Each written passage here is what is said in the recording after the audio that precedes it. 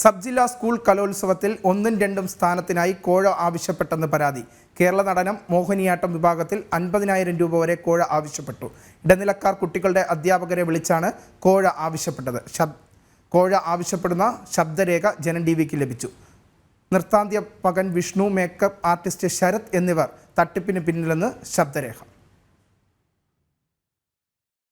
Sub ജില്ലാ school കലോത്സവത്തിന് 1ഉം 2ഉം സ്ഥാനം കിട്ടുന്നതിന് വേണ്ടി കോഴ ആവശ്യപ്പെട്ടതായി നൃത്ത അധ്യാപികയുടേതാണ് പരാതി. തിരുവനന്തപുരം സ്വദേശിയും നൃത്ത അധ്യാപകനുമായ വിഷ്ണു, കൊല്ലം സ്വദേശിയും മേക്കപ്പ് ആർട്ടിസ്റ്റുമായ ശരത് എന്നിവർ പണം ആവശ്യപ്പെട്ടെന്നാണ് പരാതിയിൽ പറയുന്നത്.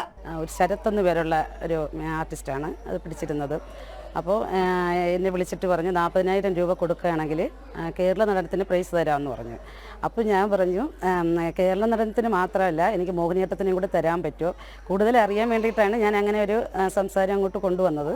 അപ്പോൾ പറഞ്ഞു മോഹിനിയാട്ടവും തരാം, ഞാനൊന്ന് സംസാരിക്കട്ടെ, അങ്ങനെയാണെങ്കിൽ 50,000 തരുമെന്ന് ചോദിച്ചു. അപ്പോൾ ഫസ്റ്റ് ആണെങ്കിൽ തരാൻ ഉദ്ദേശിക്കുന്നെങ്കിൽ നോക്കാമെന്ന് പറഞ്ഞു. 2.5 ലക്ഷം രൂപ നൽകിയാണ് ജഡ്ജസ്മാരെ നിയമിച്ചത് ശരത്താണെന്ന്, പണം മുതലാക്കുന്നതിന് വേണ്ടിയാണ് വിദ്യാർത്ഥികളിൽ നിന്നും പണം വാങ്ങുന്നതെന്നുമാണ് ഇടനിലക്കാർ അധ്യാപികമാരോട് പറയുന്നത്. എന്റെ അടുത്ത് അവര് ചോദിച്ചു താല്പര്യം ഉണ്ടാ ചോദിക്കാൻ പറഞ്ഞു. അവര് ചോദിച്ചോ? പിന്നെ ഞാനവരോട് ചോദിച്ചേ ഈ എമൗണ്ട് ഭയങ്കര എമൗണ്ട് അല്ലേ, 50,000 എന്നൊക്കെ പറയുമ്പോഴേ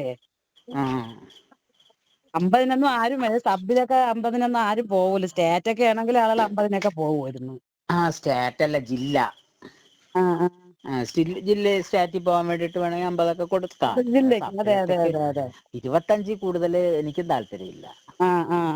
25 ആണെങ്കിൽ കുഴപ്പമില്ല, കൂടുതലാണ്. അതെ തന്നെ, അതെ അതെ.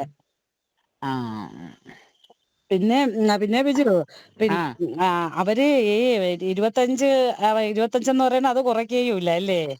2 ഐറ്റത്തിനൊക്കെ നമ്മൾ പോകുമ്പോ 2ഉം കൂടിയൊക്കെ 25 ആയിരുന്നെങ്കിൽ കുഴപ്പമില്ലായിരുന്നു.